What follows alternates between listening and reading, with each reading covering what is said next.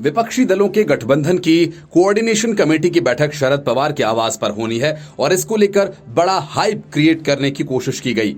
बैठक में seat sharing का फॉर्मूला तय होगा, संयोजक चुना जाएगा, पीएम फेस पर बातें होंगी। इसी तरह की कई बातें जानबूझकर फैलाई जा रही हैं, लेकिन हकीकत यह है कि इस बैठक में सभी पार्टियों के जूनियर नेता शामिल हो रहे हैं।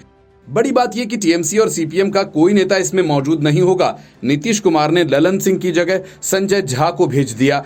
ऐसे में इस बैठक में कुछ तय हो ऐसा लगता नहीं है। माना जा रहा है कि बैठक के बाद ये कहा जाएगा कि अच्छी बातें हुई, सभी मुद्दों पर चर्चा हुई, फिर अगली बैठक की तारीख बता दी जाएगी। अभिषेक बनर्जी को ईडी के दरबार में हाजिरी लगानी थी, इसलिए वे नहीं आएंगे, लेकिन सीपीएम ने तो अभी तक किसी भी कमेटी के लिए किसी नेता का नाम नहीं दिया है। गठबंधन के घटक दलों के बीच समन्वय के लिए बनाई गई कोऑर्डिनेशन कमेटी के सामने सभी दलों के बीच समन्वय स्थापित कर गठबंधन के लिए संयोजक का नाम, सीट बंटवारे और प्रधानमंत्री पद के लिए एक चेहरे पर मुहर लगाने जैसी बड़ी चुनौतियां हैं। पहली कोऑर्डिनेशन मीटिंग में गठबंधन के लिए संयोजक का नाम भी तय किया जा सकता है। इस पद के लिए पूर्व कांग्रेस अध्यक्ष सोनिया गांधी और बिहार के मुख्यमंत्री नीतीश कुमार के नाम की काफी चर्चा है। बंगाल की सीएम ममता बनर्जी और तमिलनाडु के मुख्यमंत्री एम के स्टालिन के नाम की भी चर्चा है। और ऐसी भी खबरें हैं कि गठबंधन के एक से ज्यादा संयोजक भी हो सकते हैं।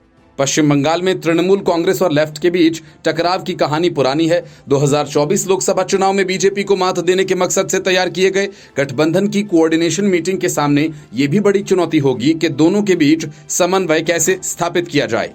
हालांकि सीपीआईएम साफ कर चुकी है, लोकसभा चुनाव के लिए राज्य में टीएमसी के साथ गठबंधन को तैयार नहीं है। 17 जुलाई को सीताराम येचुरी ने कहा कि वामपंथी और कांग्रेस के साथ धर्मनिरपेक्ष दल राज्य में बीजेपी के साथ टीएमसी से भी मुलाकात करेंगे। बेंगलुरु में हुई गठबंधन की दूसरी बैठक में उन्होंने 2004 वाला मॉडल अपनाने की बात कही थी, जिसके जरिए लेफ्ट और कांग्रेस के गठबंधन वाली सरकार बनी और मनमोहन सिंह प्रधानमंत्री बने थे। एक तरफ आम आदमी पार्टी और कांग्रेस विपक्षी दलों के गठबंधन में एक साथ हैं, लेकिन राज्यों में अकेले चुनाव लड़ने की बात कर रहे हैं। पंजाब में आम आदमी पार्टी के नेता कांग्रेस के साथ चुनाव लड़ने को तैयार नहीं हैं। मुख्यमंत्री भगवंत मान भी कह चुके हैं कि वे अकेले चुनाव लड़कर जीतना जानते हैं।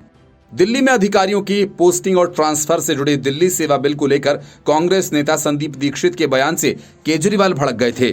संदीप दीक्षित ने दिल्ली की पूरी जिम्मेदारी केजरीवाल को सौंपे जाने की मांग का विरोध किया था। इन सब के चलते मीटिंग में केजरीवाल और कांग्रेस के बीच सामंजस्य बिठाने की भी चुनौती होगी। केरल में लेफ्ट और कांग्रेस मुख्य प्रतिद्वंदी हैं। हाल ही में हुए पुथुपल्ली उपचुनाव में दोनों दलों ने अपने अपने उम्मीदवार उतारे थे। केरल में दोनों दलों को कैसे साथ लाया जाए, इस पर मीटिंग में चर्चा की उम्मीद है।